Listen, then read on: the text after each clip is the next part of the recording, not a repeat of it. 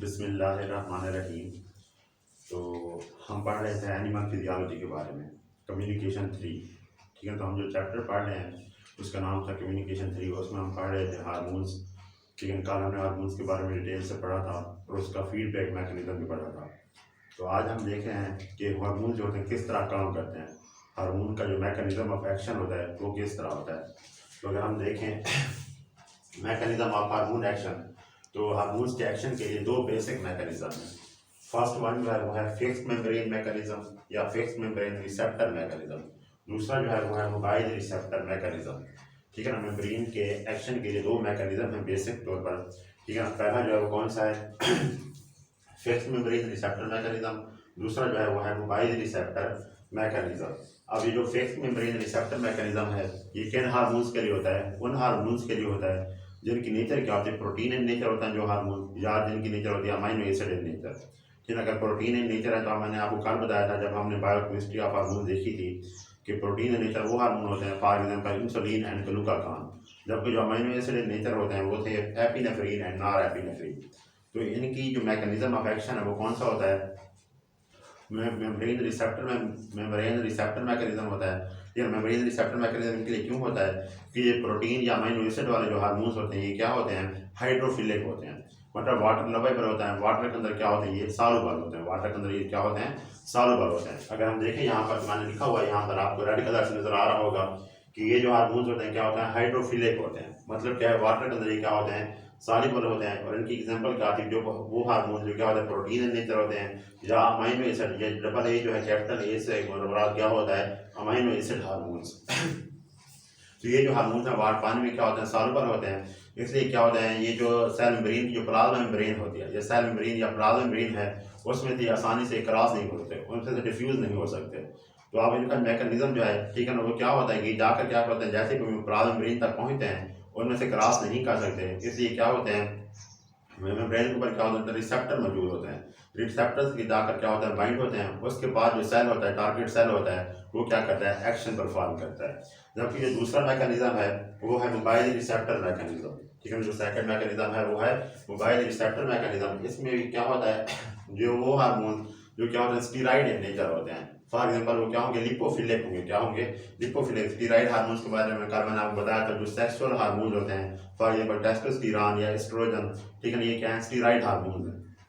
तो इन्हें किस मैकेनिज्म की जरूरत होती है, मोबाइल रिसेप्टर मैकेनिज्म की, क्योंकि ये क्या होते हैं, लिपोफिलिक होते हैं। अब जो प्लाज्मा मेम्ब्रेन है वो भी किस चीज़ की मिलकर बनी होती है, प्रोटीन और लिपिड्स की। ठीक है ना, इसलिए ये लिपोफिलिक है, मतलब क्या है, लिपिड्स के अंदर ये क्या हो जाते हैं, आसानी से डिफ्यूजेबल हो जाते हैं। जब ये प्लाज्मा मेम्ब्रेन के पास पहुंचेंगे आसानी से उसको क्रॉस करेंगे, फिर किस में चले जाएंगे, साइटोप्लाज्म के अंदर। साइटोप्लाज्म के अंदर जाकर ये क्या करेंगे, एक्शन परफॉर्म करेंगे। तो इसलिए दो तरह के हार्मोन्स हैं, कुछ हार्मोन्स का प्रोटीन और एंजाइम वाले नेचर, उनके लिए अलग मैकेनिज्म है। जो हार्मोन स्टीराइड वाले हैं उनके लिए दूसरा मैकेनिज्म है। तो हम पहला पहला मैकेनिज्म की डिटेल देख लेते हैं। फिक्स्ड मेम्ब्रेन रिसेप्टर मैकेनिज्म जो है, इसके अगर हम डिटेल देखें तो ये आपको डायग्राम नजर आ रही है। तो पहले क्या होता है, एक हार्मोन का मॉलिक्यूल होता है, ये जो आपको ब्लू कलर में एक डॉट नजर आ रहा है सर्कल के अंदर। ठीक है ना, ये क्या है, हार्मोन का क्या है, मॉलिक्यूल है। ठीक है ना, अब ये हार्मोन कौन सा हो सकता है, या तो ये वो हार्मोन होगा जो अमाइनो एसिड इन नेचर होगा, या ये वो हार्मोन होगा जो प्रोटीन इन नेचर होगा। अगर प्रोटीन इन नेचर है तो फॉर एग्जांपल ये ग्लूकागॉन या इंसुलिन हो सकता है। अगर अमाइनो एसिड इन नेचर है तो ये क्या होगा, एपिनेफ्रिन या नॉर एपिनेफ्रिन हो सकता है। तो फॉर एग्जांपल एक हार्मोन का मॉलिक्यूल है, हम एग्जांपल लेते हैं अमाइनो एसिड की, ये एपिनेफ्रिन का क्या है, मॉलिक्यूल है। तो ये क्या करेगा, आप हार्मोन जो है इन्हें कौन रिलीज करता है, एंडोक्राइन ग्लैंड्स। ठीक है, कल हमने पढ़ा था कि हार्मोन्स के लिए रिलीज कौन करता है, जब हमने डेफिनेशन देखी थी, जो एंडोक्राइन ग्लैंड्स होता है वो इन हार्मोन्स को क्या करते हैं, रिलीज करते हैं। ठीक है ना, उसके बाद ये जो हार्मोन है किस में चले जाते हैं, ब्लड स्ट्रीम के अंदर या ब्लड वेसल्स के अंदर।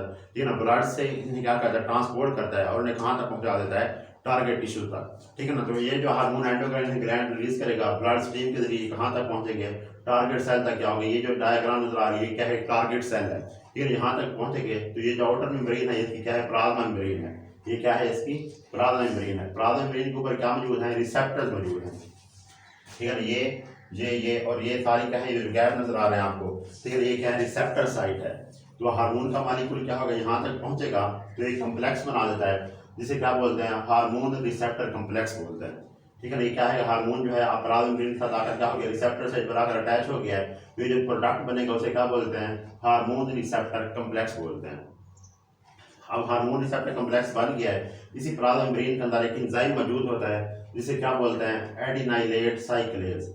ठीक है ना, एक एंजाइम मौजूद है जिसे प्लाज्मा मेम्ब्रेन के अंदर ही, ठीक है, उसका नाम क्या है, एडिनाइलेट साइक्लेज। प्लाज्मा मेम्ब्रेन के अंदर ही क्या होता है, एक मेम्ब्रेन बाउंडेड क्या है, एंजाइम है। ठीक है ना, एक मेम्ब्रेन बाउंडेड एंजाइम है, ठीक है, जो नीचे मौजूद होता है प्लाज्मा मेम्ब्रेन के अंदर। जैसे ये रिसेप्टर कम्प्लेक्स बनता है, हार्मोन रिसेप्टर कम्प्लेक्स, ये किसको एंजाइम को एक्टिवेट कर देते हैं, एडिनाइलेट साइक्लेज को क्या कर देंगे, एक्टिवेट कर देंगे।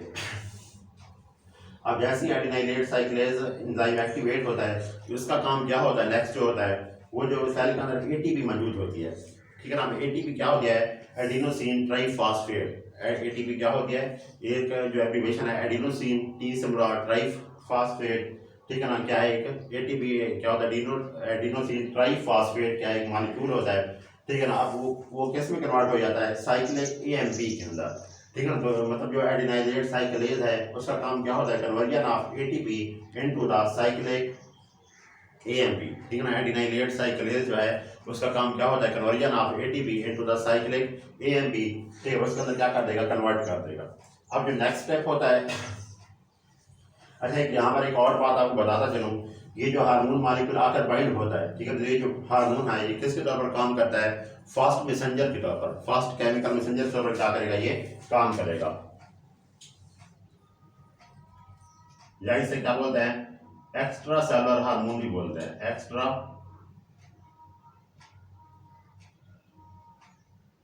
सेलुलर मैसेंजर या हार्मोन। ठीक है ना, जैसे यहाँ पर आकर अटैच होगा इसे क्या बोलते हैं, फास्ट केमिकल मैसेंजर, या इसे क्या बोला जाता है, एक्स्ट्रा सेलुलर मैसेंजर बोला जाता है। तो ये आकर बाइंड होगा, ये किसको एक्टिवेट करेगा, एडिनाइलेट साइक्लेज को एक्टिवेट करेगा। एडिनाइलेट साइक्लेज जब एक्टिवेट हो जाएगी ये क्या करेगी, एटीपी को सीएएमपी के अंदर क्या कर देगी, कन्वर्ट कर देगी। सी से मुराद क्या है, साइक्लिक एएमपी के अंदर क्या कर देगी, कन्वर्ट कर देगी। अब ये जो साइक्लिक एएमपी है ये किसके तौर पर काम करती है, सेकंड केमिकल मैसेंजर के तौर पर, सेकंड केमिकल मैसेंजर के तौर पर क्या करेगी, काम करेगी। ठीक है, अब साइक्लिक एएमपी जो है इसका काम क्या होता है कि जो साइटोप्लाज्म है, सेल के अंदर क्या मौजूद होता है, साइटोप्लाज्म। ठीक है, अब साइटोप्लाज्म के अंदर क्या मौजूद है, प्रोटीन मौजूद होती है जिसे क्या बोलते हैं, प्रोटीन काइनेज। ठीक है ना, साइटोप्लाज्म के अंदर एक प्रोटीन का मॉलिक्यूल मौजूद होता है, उस प्रोटीन का नाम क्या होता है, प्रोटीन काइनेज। तो पहले किस फॉर्म में मौजूद होती है, इनएक्टिव फॉर्म में। ठीक है ना, उससे क्या करना होता है, एक्टिवेट कराना होता है, किसने, साइक्लिक एएमपी ने। तो जैसे साइक्लिक एएमपी रिलीज होगी एटीपी से, ये क्या करेगी, प्रोटीन काइनेज को किस में कन्वर्ट कर देगी, जो एक्टिव इनएक्टिव फॉर्म होगा उसे क्या कर देगी, एक्टिवेट कर देगी। ठीक है, अब जो प्रोटीन काइनेज है वो क्या हो जाएगा, एक्टिव हो जाएगा। अब जैसे ही प्रोटीन काइनेज एक्टिव होगा, अब ये क्या करेगा, आगे सेलुलर रिएक्शन कराता है। फॉर एग्जाम्पल ये जो प्रोटीन और एटीपी को मिलाएगा इसे किस में कन्वर्ट कर देता है, मतलब प्रोटीन का मॉलिक्यूल ये क्या कराता है, फास्फोरिलेशन कराता है। प्रोटीन का मॉलिक्यूल साथ फास्फेट जो ग्रुप है बाइंड हो जाएगा और साथ एटीपी क्या होगी, रिलीज होगी। ठीक है ना, दोबारा देख रहे हैं कि प्रोटीन और एटीपी क्या होंगे, रिएक्ट होंगे। ठीक है ना, प्रोटीन काइनेज क्या करेगी, प्रोटीन और एटीपी को आपस में कंबाइन कराएगी। प्रोटीन की क्या कराएगी, फास्फोरिलेशन, मतलब प्रोटीन के मॉलिक्यूल के साथ एक फास्फेट क्या होगा, बाइंड हो जाएगा। प्रोटीन की क्या हो जाती है, फास्फोरिलेशन, और साथ ही एटीपी का मॉलिक्यूल क्या होगा, रिलीज होगा। अब ये जो प्रोटीन के साथ फास्फोरिलेशन हो गया है इसका काम क्या कराना होता है, सेल के अंदर फिजियोलॉजिकल रिस्पांस क्रिएट कराना होता है। ठीक है ना, इसका काम क्या कराना होता है, सेल के अंदर फिजियोलॉजिकली रिस्पांस। उसके बाद सेल जो है वो रिस्पांस स्टार्ट कर देगा। वो रिस्पांस किस फॉर्म में होगा, सेक्रीशंस की फॉर्म में या कंट्रैक्शन की फॉर्म में। सेल जो रिस्पांस करेगा वो किस फॉर्म में होगा, सेक्रीशन की फॉर्म में, या क्या होगा, कंट्रैक्शन की फॉर्म में क्या होगी, वो रिस्पांस होगा। तो इस तरह ये उसके बाद फिर क्या होता है, ये सारा जो काम कंप्लीट हो जाता है, साइक्लिक एएमपी का ये सारा काम कराती है। तो अब साइक्लिक एएमपी ने क्या होना होता है, दोबारा इनएक्टिवेट होना होता है। उसको इनएक्टिवेट कराने के लिए एक और हार्मोन है जिसे क्या बोलते हैं, फास्फोडाइएस्टरेज, फास्फोडाइएस्टरेज।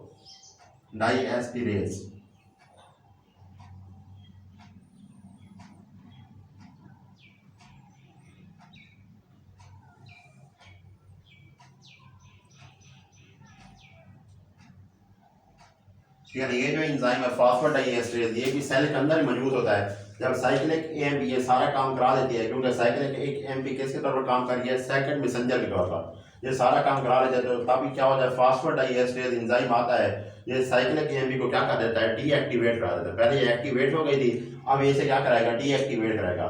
जैसे ही अब ये डीएक्टिवेट कराएगा तो रिसेप्टर के साथ जो क्या मौजूद है, हार्मोन मौजूद थे, तो ये जो रिसेप्टर है, ये हार्मोन को क्या कर देंगे, लूज कर देंगे। रिसेप्टर जो हार्मोन को क्या कर देते हैं, लूज कर देंगे। तो क्या होगा, ये अब ये रिसेप्टर कॉम्प्लेक्स जो बना था, ये क्या हो जाएगा, खत्म हो जाएगा। अब दोबारा ये रिसेप्टर क्या होगा, अवेलेबल होगा for the second hormone action. कोई और दूसरा हार्मोन आएगा, इन्हीं रिसेप्टर के साथ आकर क्या होगा, बाइंड होगा। अभी जो सारे डायग्राम मैंने बनाई हुई है, अगर इसको स्टेप बाय स्टेप देखें तो मैंने इनके स्टेप यहाँ पर लिखे हुए हैं, ठीक है ना। जो फर्स्ट स्टेप है, ठीक है ना, प्रोटीन का मालिक्यूल क्या होगा, या हार्मोन का जो मालिक्यूल आता है, ठीक है ना, वो आकर क्या होगा, डिफ्यूज होगा ब्लड के जरिए और कहाँ तक पहुंचेगा, टारगेट सेल तक। यहाँ अगर देखें तो हार्मोन का मालिक्यूल आया है, ठीक है ना, प्लाज्मा मेम्ब्रेन जो टारगेट सेल है उसकी प्लाज्मा मेम्ब्रेन तक क्या हो गया, ये पहुंच गया है। उसके पहुंचने के बाद ये क्या बनेगा, हार्मोन रिसेप्टर कॉम्प्लेक्स बनेगा, ठीक है। दोबारा देखें, जो बी स्टेप है, ये दूसरा जो स्टेप है वो क्या बन गया है, हार्मोन रिसेप्टर कॉम्प्लेक्स हमारे पास क्या है, अब बन गया है। अब ये इसका बनने के बाद क्या होता है, ये क्या कराएगा, एक्टिवेशन कराएगा किस चीज की, एडिनाइलेट साइक्लेज। अगर हम सी जो पॉइंट लिखा हुआ है यहाँ पर, एक्टिवेशन ऑफ एडिनाइलेट साइक्लेज, ठीक है ना। ये जो कॉम्प्लेक्स बन गया है, ये क्या करेगा, एडिनाइलेट साइक्लेज की क्या करा देगा, एक्टिवेशन कराएगा। अब इसके एक्टिवेशन के बाद क्या होगा, conversion of ATP into the cyclic AMP, ठीक है ना। अब इसका काम क्या होता है, एडिनाइलेट साइक्लेज का, ये क्या करता है, एटीपी को किस में कन्वर्ट कर देता है, साइक्लिक एएमपी के अंदर क्या कर देगा, कन्वर्ट कर देगा। अब साइक्लिक एएमपी किसके तौर पर काम करेगी, सेकंड मैसेंजर के तौर पर क्या करेगी, काम करेगी। उसके बाद क्या होता है फिर, अब साइक्लिक एएमपी जो है, ये क्या करा दिया है, एक्टिवेशन ऑफ प्रोटीन काइनेज, ठीक है ना। प्रोटीन काइनेज पहले इनएक्टिव फॉर्म के अंदर होता है, किसके अंदर, सेल के साइटोप्लाज्म के अंदर, वो से क्या करा देती है, साइक्लिक एएमपी इसको एक्टिवेट करा देती है। नेक्स्ट जो होता है वो कौन सा प्रोसेस होता है, फास्फोरिलेशन ऑफ प्रोटीन, ठीक है ना। कोई प्रोटीन है उसके साथ एटीपी आकर बाइंड होती है, ठीक है ना, तो प्रोटीन की फास्फोरिलेशन हो जाती है, एटीपी का मॉलिक्यूल रिलीज होगा। उसके बाद सेल क्या करता है, रिस्पांस करता है। आखिरी स्टेप होता है, क्या करना होता है, सेल ने रिस्पांस को अपनाता है। वो जो रिस्पांस होगा किस फॉर्म होगा, सेक्रीशंस की फॉर्म में, या किसकी फॉर्म होगा, कंट्रैक्शन की फॉर्म में क्या होगा, सेल रिस्पांस शो करेगा। अब यहाँ पर साइक्लिक एएमपी का काम खत्म हो जाता है, तो एक और एंजाइम होता है फास्फोडाइएस्टरेज, वो क्या करेगा, साइक्लिक एएमपी को इनएक्टिवेट करा देगा दोबारा, ठीक है ना। और ये जो हार्मोन रिसेप्टर मैकेनिज्म बना था, कॉम्प्लेक्स बना था, हार्मोन ये रिसेप्टर क्या करेंगे, इस हार्मोन को लूज कर देंगे, ये दोबारा रिसेप्टर किसी दूसरे हार्मोन के एक्शन के लिए क्या होंगे, अवेलेबल होंगे। तो उम्मीद है कि आप लोगों को समझ आ गया होगा। अगर कोई बात समझ नहीं आ रही तो आप फीडबैक दिया करें, ठीक है ना, यूट्यूब के ऊपर। तो मैं आपको जो पॉइंट आपको क्लियर नहीं है वो दोबारा क्लियर कर दूंगा। तो आज हमने क्या पढ़ा है, हार्मोन्स का मैकेनिज्म ऑफ एक्शन पढ़ा है, उसका फर्स्ट मैकेनिज्म ऑफ एक्शन में डिटेल से पढ़ा है, जो कौन सा था, फिक्स मेम्ब्रेन मैकेनिज्म, ठीक है ना। कौन सा था, फिक्स मेम्ब्रेन रिसेप्टर मैकेनिज्म, उसका हमने आज डिटेल से देखा है। तो for more videos and lecture subscribe my YouTube channel, ठीक है ना। यूट्यूब चैनल का नाम क्या है, ज़ूलॉजिस्ट एतजाज़ सफदर। इसके साथ साथ आप बेल आइकन को भी क्या कर दिया करें, प्रेस कर दिया करें, ताकि आपको जो न्यू वीडियोस आ रही है उसकी अपडेट मिलती रहे। थैंक यू, अल्लाह हाफिज़।